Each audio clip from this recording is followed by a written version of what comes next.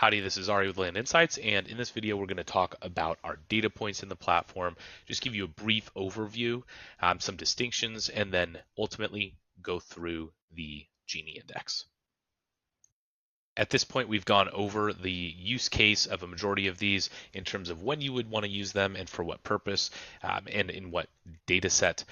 Now, in terms of understanding these tooltips, data points, we are not going to be able to do that in the platform itself. We're going to go ahead and go over to our course, and in our course we are going to find our data legend. So our data legend will be specifically pertinent when we're trying to understand exactly what we're looking at. We do not want to be trying to conduct market research without taking a look at this from time to time and just reminding ourselves exactly of the reasoning behind each data point, the logic behind each data point. You'll notice that if we look at this data legend, there are certain groupings. So from active down to sold, if we're looking at pending sell-through rate down to 1 year sell-through rate, days on market down to days on market. So these are coupled just in regards to kind of the grouping that these data points uh, generally sit within. Sell-through rate is all going to be paired together, days on market, median data points in terms of price, median in terms of acreage, median in terms of price per acre. We'll see the active and the pending price per acre as well. Those are minimum and maximums, so just keep that in mind. We'll also look at the minimum and maximum price per acre over range of time. So those are sold data points. And then lastly, we'll talk about our Gini here in a moment, but this is going to be very useful as well when we're doing our data analysis. So just keep in mind, there are a lot of folks who kind of conflate sell-through rate with days on market. It's very important that we distinguish between these two. Sell-through rate is always going to be an active representation of what is currently on the market against what has sold in the past X time frame, right? 1 month, 3 months, 6, 12 months. And ultimately that is giving a depiction of what will happen in that market over the course of the same time frame, but in the future. So if I see 1 month sell-through rate is 40%, I can expect in 1 month that it is also going to be 40%. Now that is a little bit of an exaggeration. 1 month tends to be the only example in the sell-through rate data points that can vary a little bit too much. I tend to use this example, but if 3 month sell-through rate is 30%, well, that doesn't always mean that 1 month it was 10%, right? Now, that doesn't mean that every single month was exactly 10%. It might mean that 1 month was 20, 2 months were 5. It might be that all of the properties sold were in a single month, and so that month might be 30% itself, but the other two are 0. And so it's really important to just keep in mind that this is an accurate representation over the course of time, whereas on the days on market data points, we're talking about an average number of days on market for the comps in a time frame. So for example, if we're talking about the comps that have sold in the past 3 months, technically, even though they do add towards a high sell-through rate, they could have been sitting on that market for 400, 500 days. And that is the reason why these two should be used separately, but also in tandem. So just keep those distinctions in mind because it's very important as you're analyzing the information. We've already talked about the importance of median and price per acre data points in terms of smaller data sets. But where things really get spicy is when we're looking at our Gini index. So the Gini index is an index that helps us understand homogeneity within our pricing data. You'll read this. I'll go ahead and read it as well, and we can kind of dig in deeper.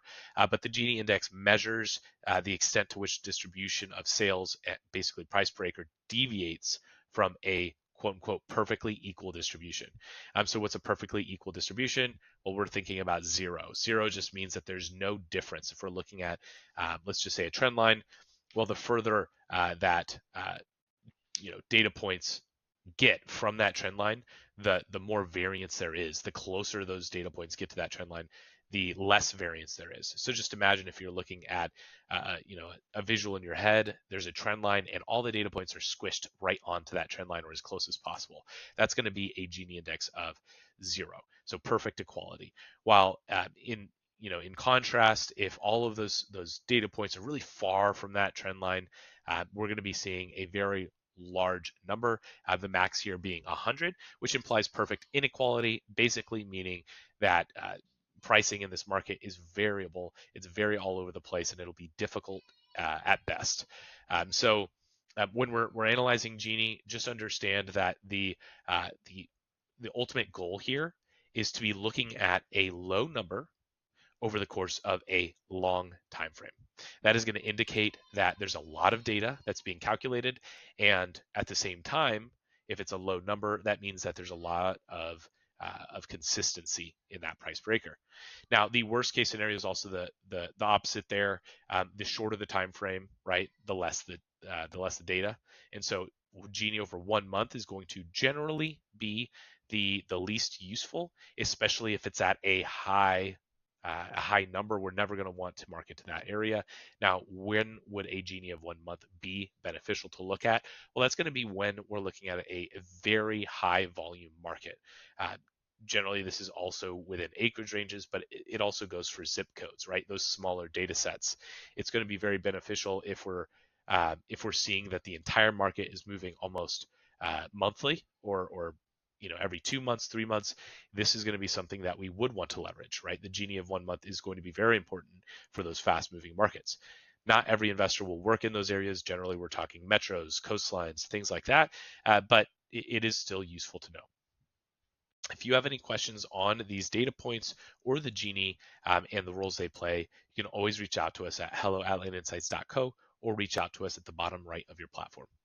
Before I let you go, let's go ahead and hop over to the platform, take a look at the tooltip, and just keep an eye out on these Gini data points. I want to actually add them to my tooltip here and show you exactly when I would use them.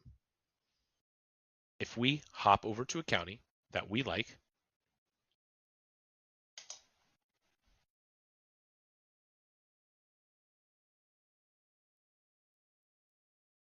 and we find ourselves in a particular acreage range, let's just say, as an example, here I found Madison County, Montana, great county from the initial glance, right? And I'm just exaggerating here, but once I find this county, I'm ultimately going to want to look at a smaller data set, maybe even a zip code, in terms of what this county has to offer. I'm going to be trying to analyze median information, maybe also Gini information. And so I mentioned that 1 year could be the most beneficial. So let's go ahead and look at that. But let's also bring in a couple of these others just to kind of get an idea of what's happened over the course of the year. So we can see that over the course of the year, this is just about right in the middle in terms of variance or variability in price per acre. Now, it's a huge zip code, so just keep that in mind. If we really wanted to dial down, we could open this up in terms of the zip code view, and this Gini is only going to become more useful. Now, if we're looking at 5 to 10 acres across the county and we're looking at 6 months, we can see that it actually decreases by quite a bit. I mean, this Gini is getting impressively better over time. And then you'll notice over 3 months, or the past 3 months specifically, the Gini has dropped an incredible amount as well. So, all things considered, yes, the sell-through rate here is pretty low for 5 to 10 acres. Overall, is it doing well? Not really in terms of sell-through rate. But when it comes to Gini, oh my, this thing is really easy to price. It's probably going to be one of the more consistent markets you'll find. And if we ever needed to, double down on certain markets, well, this one is going to be a really quick opportunity to market to. Now, I will say sometimes prioritizing by Gini is going to be very beneficial to getting a mailer out, especially if you feel like you're late on a deadline. In that case, you can always go to your My Markets. Whatever markets you may have chosen in here, you should be able to use the Gini to help you prioritize as well. So whether that's by an acreage range where you're saying, hey, is this low enough for me to consider prioritizing it? Or if you're looking at a zip code, the same concept is true. The one thing that I'd consider with zip codes is that you're just going to be looking at less comps. So keep that in mind. The Gini is always going to be a little bit lower on the zip codes and on the acreage ranges if there's just no comps. So that's something to consider. Don't be fooled by a super low Gini if there's only 4 properties. That might be a good sign, but you'll definitely want to dig deeper into just cross-referencing Redfin or Zillow just to make sure that comp data that you're going to be seeing is across that zip code and relevant.